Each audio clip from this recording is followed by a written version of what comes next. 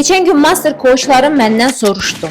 Əgər müştərimiz gəlirsə və bizə kişiyə necə hədiyyə aldırmaq olar deyə bir məqsəd qoyursa, onunla necə işləmək lazımdır?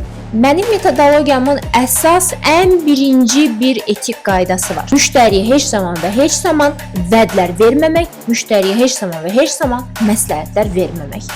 Çünki əsl savadlı bir coach doğru suallar verə bilən və şüuraltı proqramlarla doğru işləyə bilən bir coachdur. Və əgər hər hansısa bir coach ya da psixoloq müştərisinə məsləhət verirsə davamlı, onun həyat seçimlərinə qarışırsa davamlı, bu o deməkdir ki, birincisi müştərini özündən asılı vəziyyətə salır, ikincisi isə öz şəxsi mənafeyini və öz şəxsi fikirlərini araya qatır, hansılar ki, heç də hər zaman doğru olmaya bilir.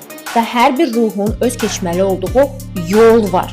Və hər bir ruh özü öz daxilində ən yaxşı bilir ki, ona nə lazımdır. Əlbəttə, müştəri gəlirsə ki, kişiyə necə hədiyyə aldırmaq olar, ona veriləcək ən yaxşı suallardan biri budur. Birinci sual: nəyə görə sənin üçün hədiyyə bu qədər önəmlidir? İkinci sual: əgər heç zaman kişilərdən hədiyyə almayacağını bilsəydin, necə hiss eləyərdin? Və üçüncü sual: uşaq vaxtı kimdən daha çox sevgi gözləmisən, amma ala bilməmisən deyə ondan hədiyyələr, pul, maddiyyat istəmisən.